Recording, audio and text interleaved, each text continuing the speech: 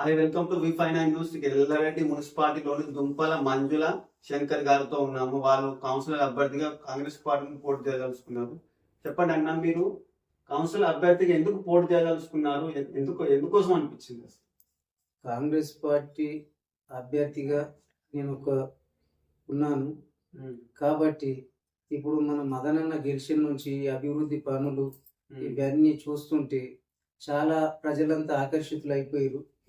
కాబట్టి ఇదంతా చూస్తుంటే నా విషయం ఏంటంటే, ఫస్ట్ నాకు మదనన్న గెలిచిన తర్వాత 4th వార్డు అధ్యక్షుడు పదవి ఇచ్చిండు. ఆ పదవితోని నేను ప్రజలల్లో ఉన్నా. మొత్తం 4th వార్డు అనేది ఒక 7 భాగాలుగా విభజించబడిన వార్డు. ఈ వార్డును ఎవరైతే గెలుస్తారో అని సారు ఒక 8 మంది పోటీలో ఉండడం జరిగింది. ఆ 8 మందిలో నన్ను గుర్తించడం సారు గొప్ప విషయం. సారుకు కృతజ్ఞతలు. ఓకే, అసలు మన వార్డులో ఉన్న 4వ వార్డులో ఉన్న ప్రధాన సమస్యలు ఏమై ఉన్నాయి? 4వ వార్డులో ఉన్న ప్రధాన సమస్యలు అంటే, ఈ వార్డు అనేది 6-7 భాగాలుగా విభజించబడ్డది. ఎక్కడైనా డ్రైనేజ్, సిసి రోడ్డు వ్యవస్థ అస్తవ్యస్తంగా ఉంది.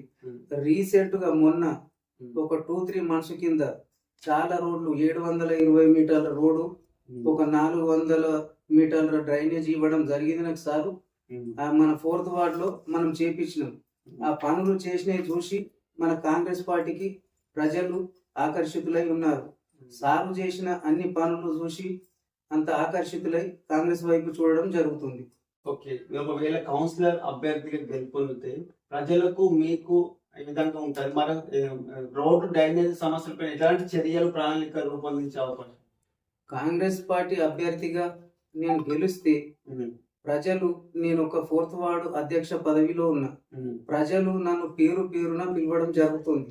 ఈ 4th వార్డు అనేది ఒకటే విలేజ్ కాదు, 2 విలేజ్లు కాదు, మొత్తం 6-7 భాగాలుగా విభజించబడ్డది. ఆ 6-7 భాగాల ప్రజలు కూడా నన్ను గుర్తిస్తారు. ఎందుకు గుర్తిస్తారంటే, సీఎం రిలీఫ్ ఫండ్ కానీ, షాదీ ముబారక్ కానీ, చెక్కులు కానీ, ఏదన్నా వ్యవస్థ ఉంటే కూడా మనకు ఫోన్ వస్తుంది. కాబట్టి ఇదంతా ఈ ప్రజలు నాకు ఆశీర్వాదం ఇస్తారని నేను కోరుకుంటున్నాను.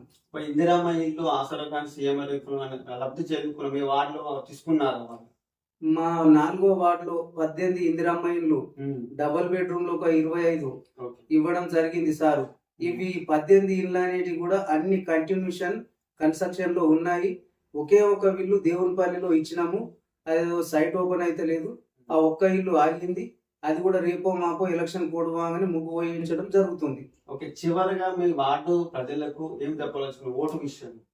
మా వార్డు ప్రజలకు, 4th వార్డు ప్రజలకు తెలియజేయనది ఏమనగంటే, నేను 4th వార్డు అధ్యక్షుని ఉన్నా.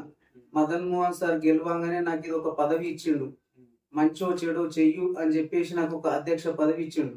ఆ పదవిని చేసుకుంటూ నేను ప్రజలలో ఉన్నా, ప్రజల నమ్మకంతోనే ఉన్నా. ఈ ప్రజలు 4th వార్డు ప్రజలందరూ నన్ను గుర్తిస్తారు.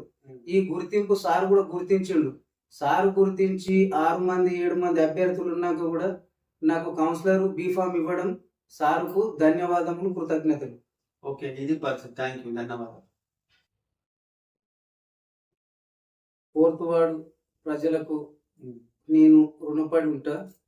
4th వార్డు ప్రజలు అందరూ ఏకమై నాకు చేతు గుర్తుకు ఓటేసి గెలిపిస్తారని, భారీ మెజారిటీతో గెలిపిస్తారని అభ్యర్థిస్తున్నాను. Thank you.